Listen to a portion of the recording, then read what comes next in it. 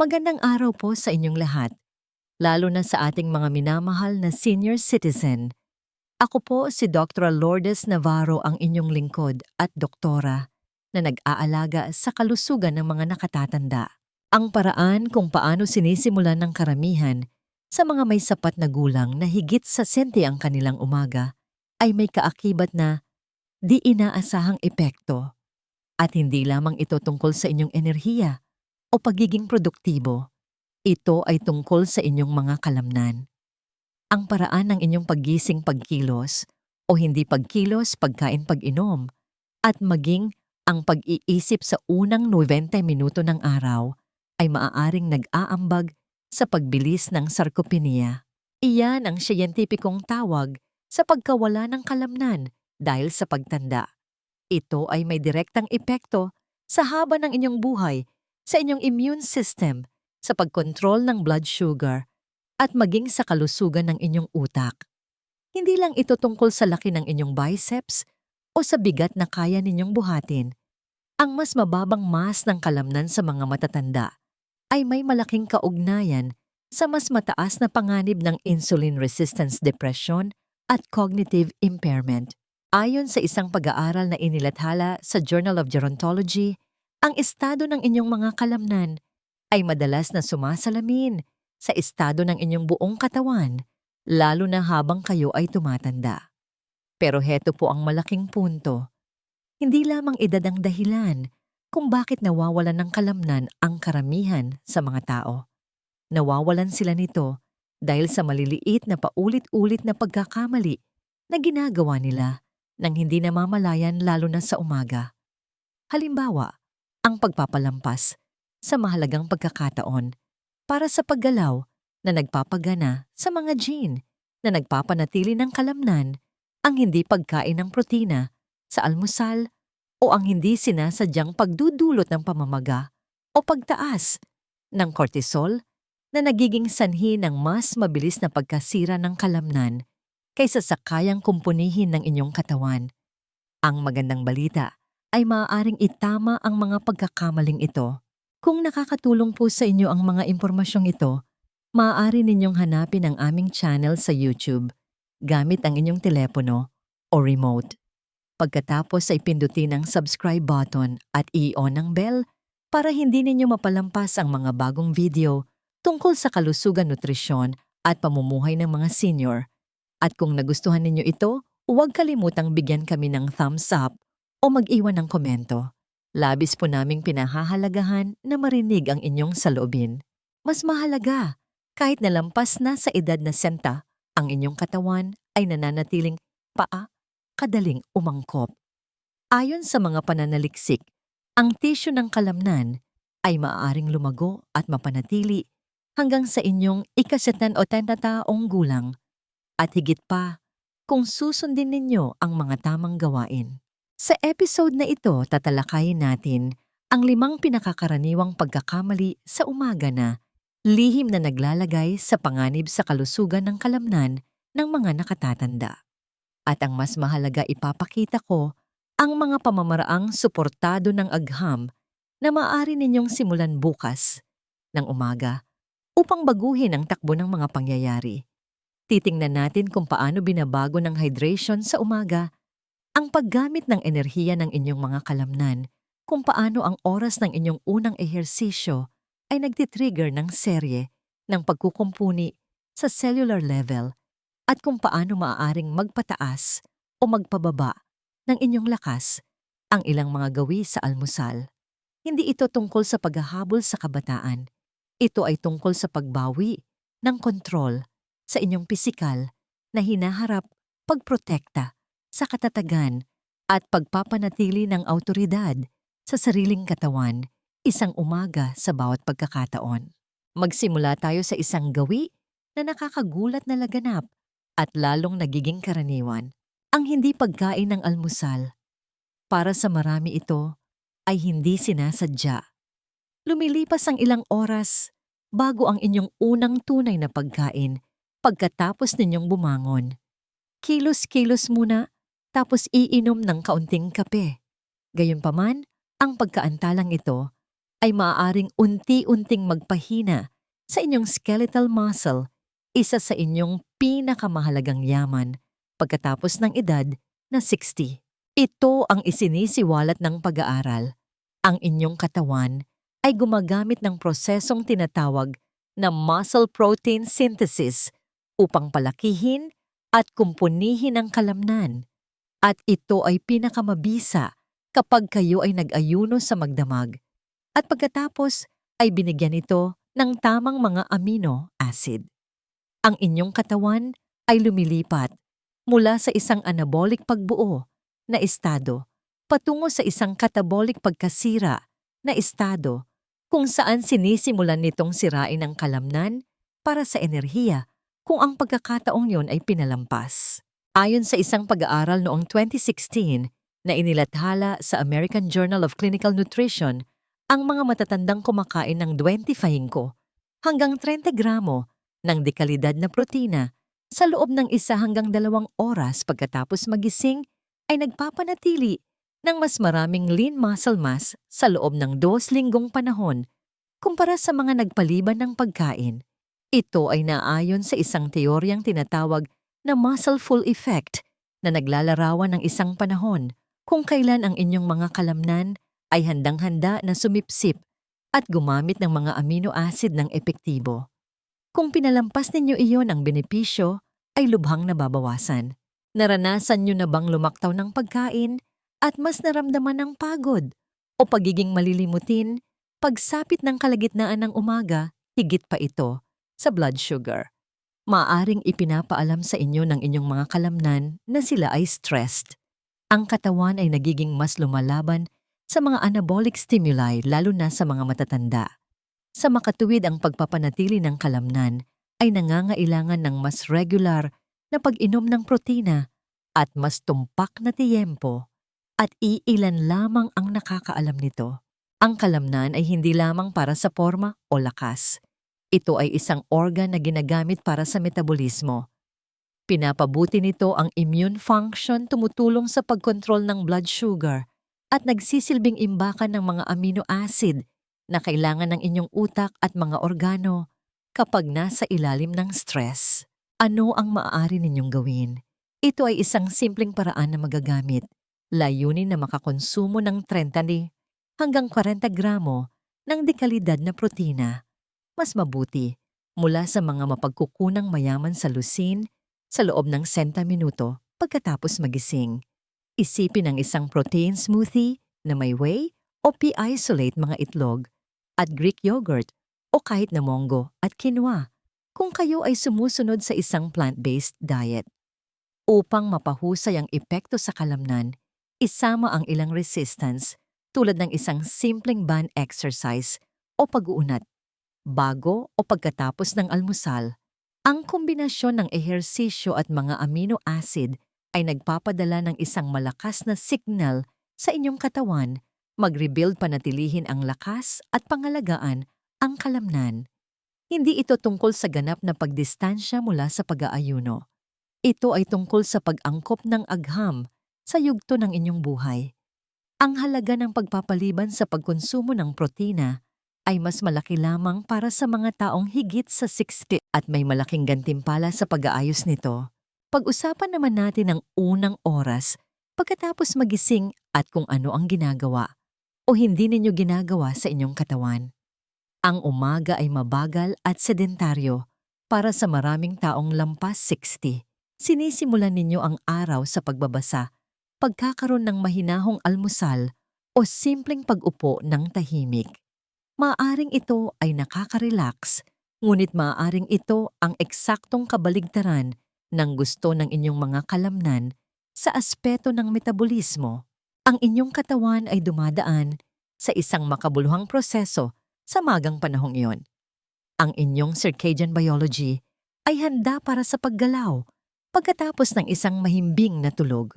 Upang hikayatin ang pagiging alerto at kahandaan, ang mga antas ng hormone tulad ng cortisol at adrenaline ay natural na tumataas. Sinasabi sa inyo ng inyong katawan na kumilos. Kapag nagsagawa kayo ng ehersisyo na may mababang intensidad sa loob lamang ng 10 o 20 minuto, maaari ninyong makamit ang napakalaking epekto na nagpapanatili ng inyong mga kalamnan at nagre-regulate ng inyong mga antas ng enerhiya. Ito ang isinisiwalat ng pag-aaral. Ang PGC1-alpha, isang master regulator gene na sumusuporta sa fat metabolism, pagkukumpuni ng kalamnan at mitochondrial biogenesis ay na-activate sa pamamagitan ng magaang paggalaw sa umaga. Sa mas simpleng salita, ang isang maliit na paglalakad, ilang banayad na pag-unat o paggamit ng body weight resistance sa unang bahagi ng umaga ay nagbibigay sa inyong mga kalamnan ng isang malakas na senyales na manatiling malakas, aktibo at gumagana. Sa isang pag-aaral noong 21 na inilathala sa Journal of Cachexia, Sarcopenia and Muscle, natuklasan ng mga mananaliksik na ang mga matatandang nakikibahagi sa magaang paggalaw sa umaga, kahit bago mag-almusal, ay may mas mahusay na insulin sensitivity, mas mataas na aktibidad ng satellite cell na mahalaga para sa pagbabagong buhay ng kalamnan at mas mababang mga marker ng pamamaga. Sa kabaligtaran, ang isang ganap na sedentaryong simula ay nagiging sanhi ng hindi pagka-stimulate ng tissue ng kalamnan, nagpapabilis sa mga proseso ng catabolic tulad ng pagkasira ng protina at nagiging sanhi ng pag-angkop ng mga kalamnan sa mas kaunting stress dahil hindi sila tumatanggap ng anumang input. Sila rin ay lumiliit sa paglipas ng panahon. Heto naman ang magandang balita. Ang kailangan lang ay paggalaw. Hindi kailangan ng gym. Ito ay isang simpleng paraan na magagamit.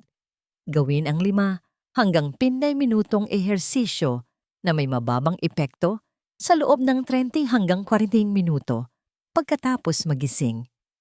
Isang mabilis na yoga pose, isang mabilis na paglalakad sa inyong barangay o sa isang parke tulad ng luneta o kahit na mga wall push-up o standing calf raises sa loob ng bahay.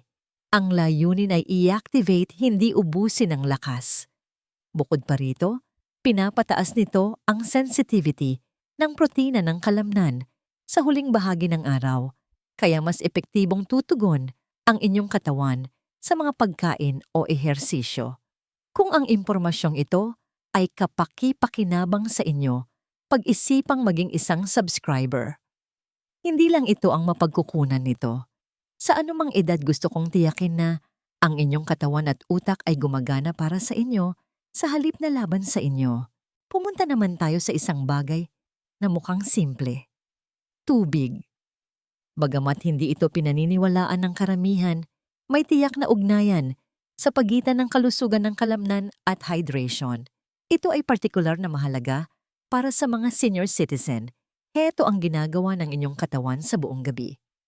Ang inyong katawan ay patuloy na nawawalan ng tubig kapag natutulog kayo dahil sa paghinga, pagpapawis at pag-ihi.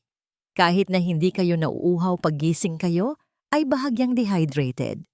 At ang pagpapaliban ng hydration ng ilang oras ay nagiging sanhi ng paglapot ng inyong dugo, pagbagal ng sirkulasyon, at pagkahadlang sa paggaling ng kalamnan, lalo na kung kayo ay pisikal na aktibo noong nakaraang araw.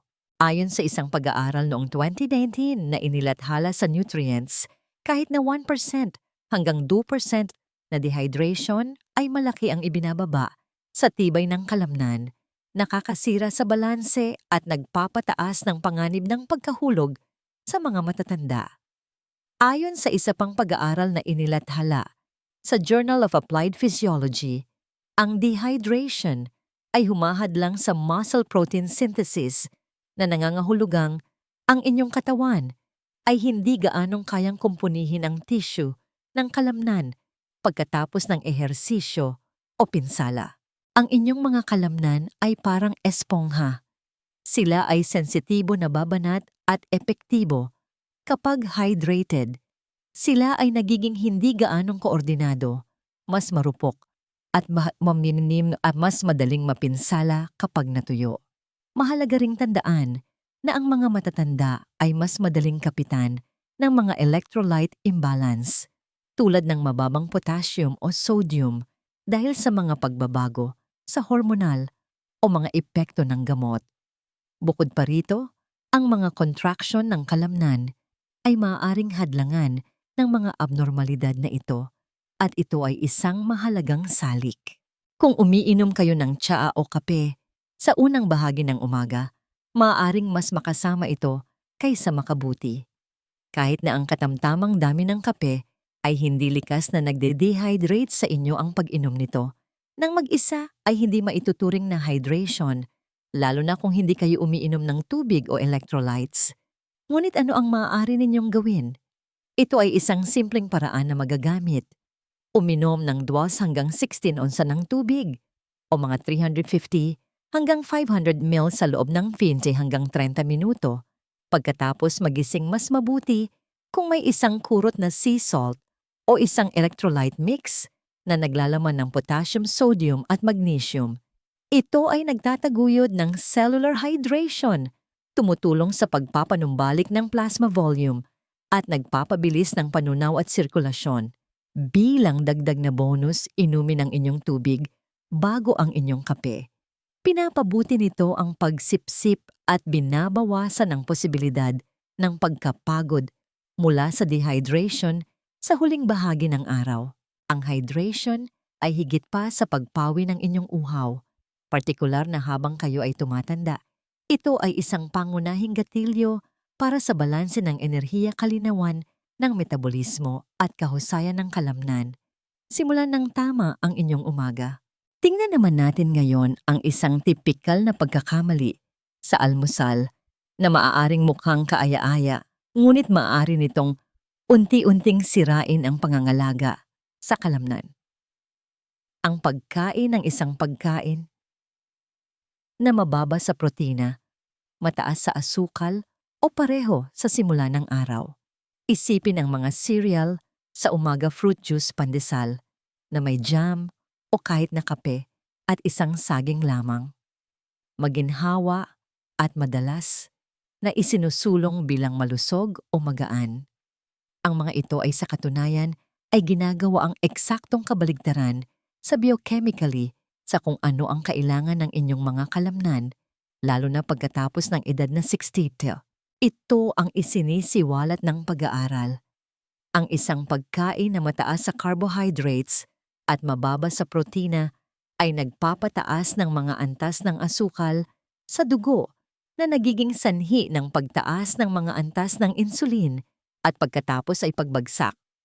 Mas mahalaga ang pagbagsak na ito ay nagpapataas ng cortisol, ang pangunahing stress hormone sa inyong katawan, na nagdudulot naman ng pagtaas ng gutom, pagkamayamutin, at pagkapagod. Bukod pa rito, ang cortisol ay catabolic kapag ito ay patuloy na mataas. Sinisira nito ang tissue ng kalamnan.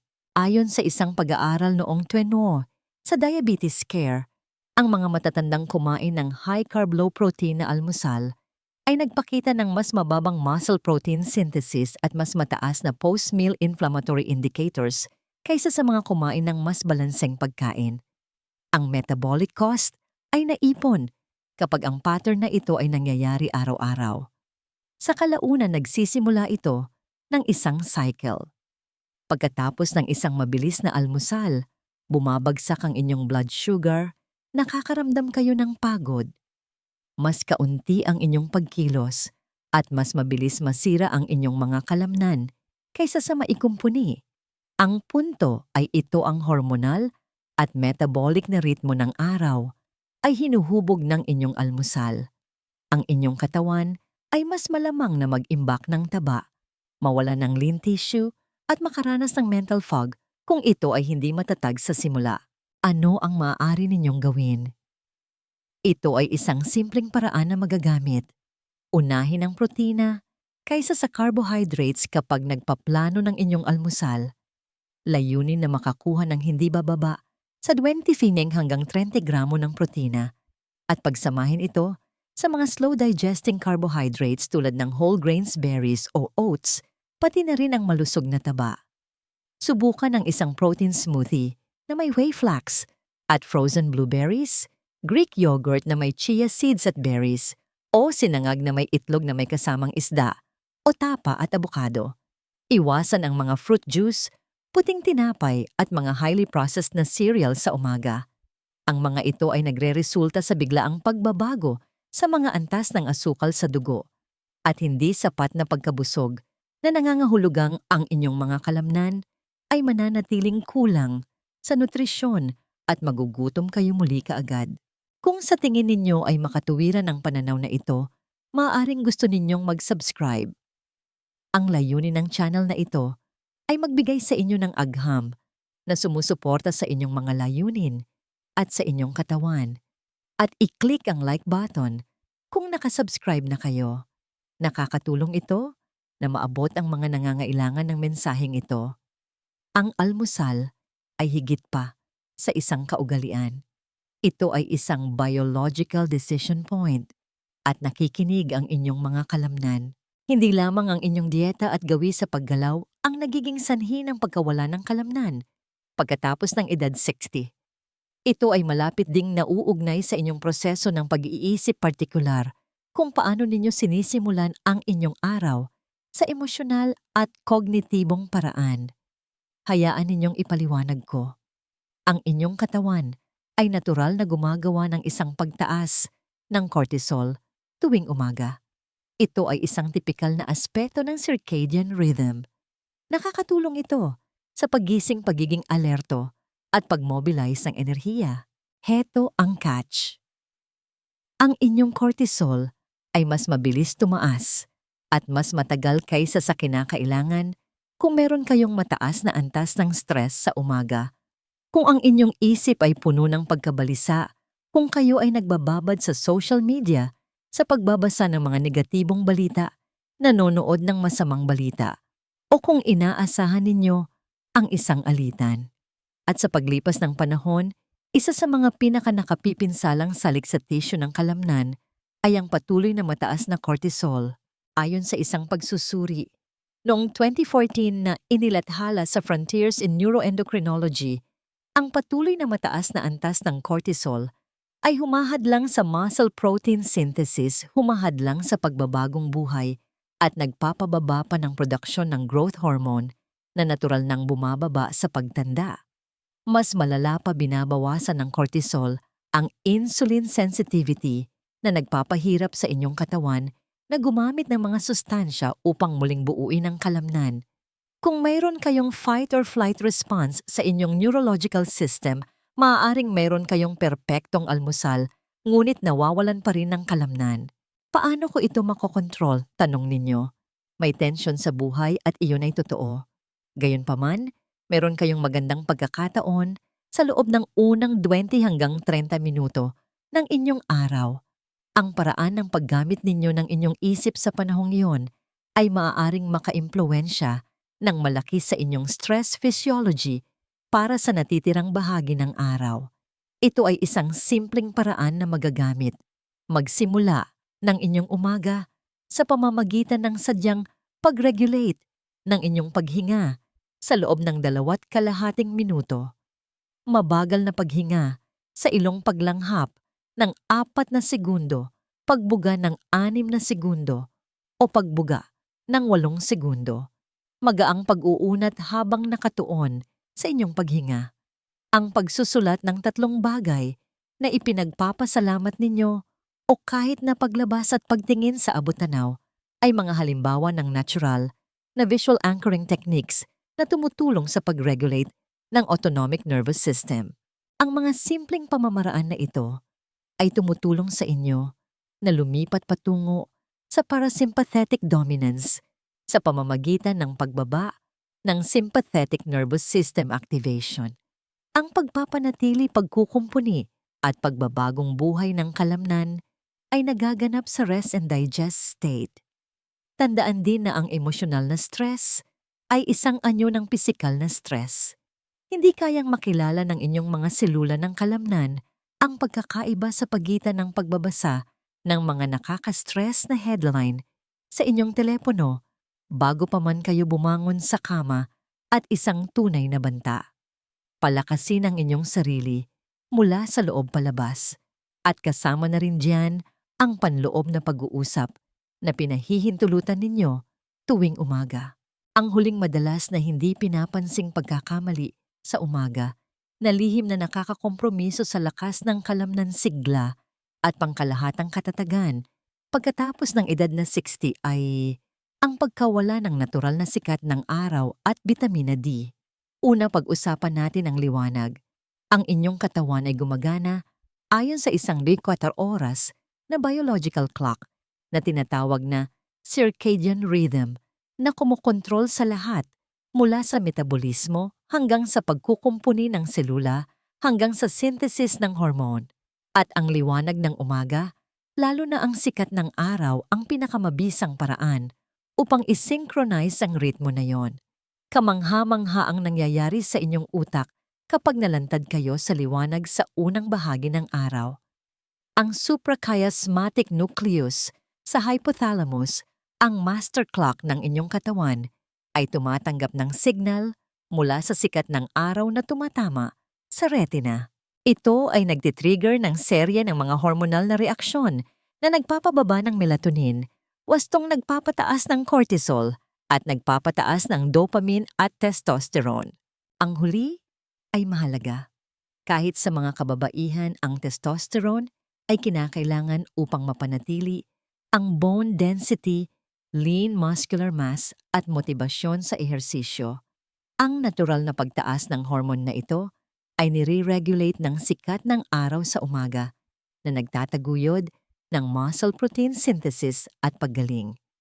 Ayon sa isang pag-aaral noong 2020 na inilathala sa Nature Reviews Endocrinology, ang mga matatandang nalantad sa mas maraming liwanag sa umaga ay may mas mataas na antas ng testosterone, mas mahusay na paggana ng kalamnan, at mas mahusay na pagtulog na mahalaga para sa paglaki at paggaling. Ngayon, pag-usapan natin ang bitamina D na isang mahalagang bahagi sa pagpapanatili ng mass ng kalamnan at technically ay isang hormone. Ang tissue ng kalamnan ay may mga receptor ng bitamina D at ang mababang antas nito ay nauugnay sa pagkapagod, kahinaan ng kalamnan at mas mataas na panganib ng pagkahulog sa mga matatanda. Ayon sa isang pag-aaral na inilathala sa Journal of Clinical Endocrinology and Metabolism, ang mga matatandang may sapat na antas ng bitamina D, higit sa 30 nanograms, bawat mililitro ay gumanap at may mas malaking lakas ng kalamnan kaysa sa mga may hindi sapat na antas. Heto ang problema.